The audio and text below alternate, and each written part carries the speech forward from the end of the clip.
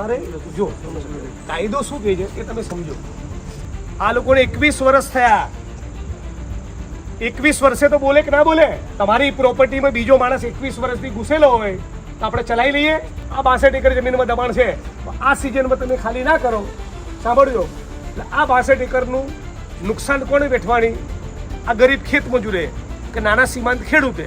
હું એવો ભરોસો રાખીને જઉં છું એકાદ મહિનામાં પરબડીનું કામ 15 દિવસમાં મને એસડીએમે કહ્યું આપણે 15ના 17 દિવસ આપો. તમારે જો કાયદો શું કહે છે એ તમે સમજો.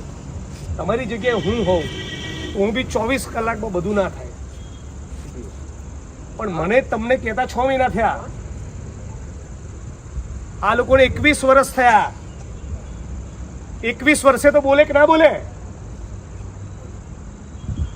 તમારી પ્રોપર્ટીમાં બીજો માણસ 21 વર્ષથી ઘૂસેલો હોય તો આપણે ચલાવી લઈએ.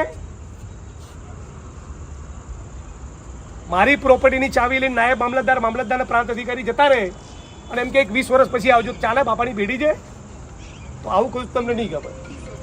એટલે કહું છું પ્રેમથી કે તાલુકા સ્વાગતનો કાર્યક્રમ રાખીને તમે અપીલ કરો કે આખા ચોટીલા તાલુકામાં જેટલા પણ ગામમાં આવા પ્રશ્નો છે આ તારીખે આવો. નાયબ મામલતદાર એસડીએમ તમને સાંભળશે. આવું કરો ને યાર. આ 62 એકર જમીનમાં દબાણ છે, આ સિઝનમાં તમે ખાલી ના કરો. સાંભળજો, એટલે આ 62 એકરનું નુકસાન કોને વેઠવાની? આ ગરીબ ખેત મજૂરે કે નાના સીમાંત ખેડૂતે. કેમ તમને ખબર નથી? તે કેમ તમને ખબર નથી? જિગ્નેશભાઈને કઈ રીતે ખબર છે? આ ઢોકળવાનો પ્રશ્ન, આનંદપુરનો પ્રશ્ન, કંથારિયાનો પ્રશ્ન, મોણપરનો પ્રશ્ન, આ ભાઈનો પ્રશ્ન મને કઈ રીતે ખબર છે? તો આ ગરીબ માણસોના કામમાં તમે રસ દાખવો તો તમને ખબર પડે. મારે જાહેરમાં તમને એમ્બેરેસ નથી કરવા. પેલા આ 62 એકરને પ્રાયોરિટી આપો. એક મિનિટ, આ 62 એકરને પ્રાયોરિટી આપો. એમાં આવવું પડે વારે વાર સાહિલ અને ચોટીલા. હું ના પોલીસ કર્મી છું, ના મહેસૂલી અધિકારી છું, મારું કામ છે.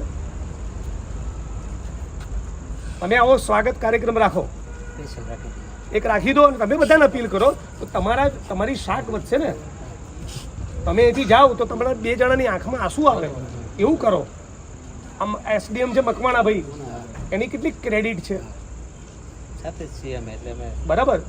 આ બધા ગરીબ માણસો જમીન ખેડતા તે કેટલી ઉત્તમ વસ્તુ છે. આ વરસાદની સિઝનમાં બધા ખેડી શકે એવું કરો ને. તમે કાયમ માટે રહેવાના નથી, હું આવવાનો નથી. ગરીબ માણસનું કામ કરવા માટે હું એમએલએ બન્યો છું, એના માટે તમે અધિકારી બન્યા છો. મારે આવવું પડે એ તમારી નિષ્ફળતા છે. એકચ્યુઅલીમાં તમારી નિષ્ફળતા છે.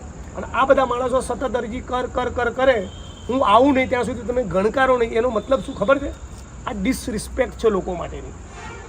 આ લોકોને હવામાં લેવાની વાત છે. આ દાડીયું શું બોલશે? આ એવો એટીટ્યુડ છે એની અંદર છુપાયેલો. આ ખેત મજૂર શું તોડી લેશે? એવો એટીટ્યુડ છે, એક એરોગન્સ છે. મારો અવાજ જે ઊંચો થાય છે ને એના મૂળમાં આ છે. કેટલા વખતની અરજી આપો છો? હું આપું છું 25 વર્ષથી. બોલો, આખા તમારા મહેસૂલી તંત્રે સામૂહિક આપઘાત કરીને ડૂબી મરવું જોઈએ? 50 વર્ષથી અને હવે હું આજ વ્યક્તિની જમીન ખાલી કરવાનો જ નથી. મારે 35 વ્યક્તિની જમીન ગઈ, આજ વ્યક્તિને ખાલી કરી ભૂલી ગયા હોય ધક્કા ખાઈને ભાગી આ તો તમે 6 વર્ષથી આવો છો. કઈ નહીં, સાંભળો, આપણે એવું રાખીએ છીએ તમારી પાસેથી હું એવો ભરોસો રાખીને જઉં છું કે એકાદ મહિનામાં પરબડીનું કામ 15 દિવસમાં મને એસડીએમે કહ્યું આપણે 15ના 17 દિવસ આપો. બરાબર? પણ યાત્રા આપણી ચાલુ, એમાં કોઈ મિનમેક થવું ના જોઈએ ભાઈ. નહીં તો પાછો મને ફોન ના કરતા. બરાબર? આ મુદ્દા નંબર 1. મુદ્દા નંબર 2, 15થી 17 દિવસમાં પરબડીનું કામ પતી જાય એવી અપેક્ષા રાખીએ. મુદ્દા નંબર 3, પરબડીની જોડે આનંદપુર અને બીજા જે ગામો છે એની અપેક્ષા રાખીએ. મુદ્દા નંબર 4, આવતીકાલે વડીલ તમારું ગામ કયું? આપણે કંથારિયાના ભાઈ આવશે અરજી લઈને. કેટલા વાગે મોકલું? 11 વાગે અનુકૂળ છે આપણે? મેં આપેલી છે આપને. એક મિનિટ, ફરી લઈને આવો. જૂની અરજીની નકલ લેતા. બરાબર? એક આવશે, આ વડીલ આવશે 2, આનંદપુરના ભાઈ 3 અને આ વડીલ. તમારું નામ શું કીધું? પીઠાભાઈ આવશે, મંડળીના પ્રમુખ. આ 4 જણા આવશે અને તમામ આધાર પુરાવા તમે કલેક્ટ કરી એક પ્રોપર અરજી તમે મેળવી લો. અને આ બધા ગામોમાં પહેલાં તો પાકા જમીન લેવડાવો. એક્ઝિક્યુટિવ મેજિસ્ટ્રેટ સાહેબ, હા, જેથી અનટુવર્ડ ઇન્સિડન્ટ ના બને. ધારો કે આ 62 એકરમાં દબાણ છે, એ કાલ ખેડવા ગયા તો અમે એવું એમને નિયમ પ્રમાણે કહી નથી શકતા, ઉભા રહો કે અમને કાલ ના જતો, એની સંપત્તિ છે, આજે અત્યારે જાય, તમે કઈ રીતે ના પાડશો? તો એ જાય અને કોઈ અનિચ્છનીય ઘટના ન બને એ એન્શ્યોર કરવાની, સુનિશ્ચિત કરવાની જવાબદારી તમારી છે. કરશો? બરાબર. પ્રાયોરિટીમાં પાકા જમીન, જ્યાં માપણી કરાવવાની જરૂર હોય ત્યાં માપણી કરાવો, પણ આ પતાવી દો યાર આ 4 પ્રકરણો. બીજા કોઈને બી કઈ રજૂઆત? એક પેલા ભાઈની રજૂઆત છે સાહેબ. બોલો. હવે એમના ભાઈને સાથળીમાં જગ્યા મળી ગઈ છે. હવે એમના ભાઈને ભાભી બંને મળી ગયા. આજે કબજા નહીં થતો 21 વર્ષ તો થઈ ગયા. હવે સાહેબ એમ કહે છે કે તારા ભાઈને ભાભી મળી ગયા એટલે તારી જગ્યા સી સરકાર થશે. તો શું આપણા વારસા એકમાં એના ભાઈનો જમીન ના જાય? ના જાય, વારસાઈમાં જાય જ તો યાર. અરે કોઈ એવું અરે કોઈ અરે સાંભળો, એવું તો જમીન તો છે ને તમારી પાસે. કાલ તમે આવી જજો ને 11 વાગે. હુકમ થયેલો કે ફાળવણીનો? હા, 7 બાર બી નીકળે, તમે જરા જોઈ લો. કાલ 11 વાગે આવી જજો. તો પછી આમાં એ સિસ્ટમ હોય, જ્યારે કોઈ ઓફ થઈ જાય તો વારસદાર ન હોય તો એમ કહે છે કે એના મધર કે ફાધર હોય ને તમે એકવાર કાલે આવીને મળી જજો ને તમને માર્ગદર્શન કરશે. એ 2 ઓપ્શન હોય, કારણ કે એ છે ને આર્ટિફિશિયલ ના હાલે, પણ એ મધર ફાધર નામ એના થ્રુ ભાઈઓ પાસે જાય એ રીતે.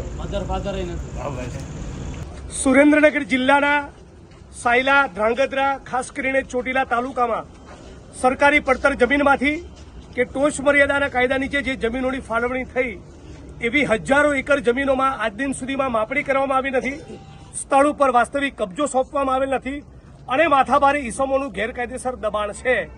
આ દબાણ જો ખુલ્લું થાય, આ તમામ જમીનોમાં માપણી થાય ને કબજો સોંપાય તો ચોમાસાની વરસાદની આ સિઝનમાં આ ખેતમજૂર, નાના સીમાંત ખેડૂતો પોતાની માલિકીની સરકારે ફાળવેલી જમીનો ખેડી શકે.